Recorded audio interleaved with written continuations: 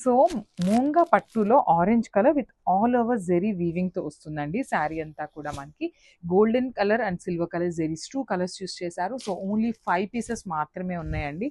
Orange colour present చాలా చాలా ట్రెండింగ్లో ఉన్న కలర్ కాంబినేషన్ అనమాట. So I will show you the complete look of the sari.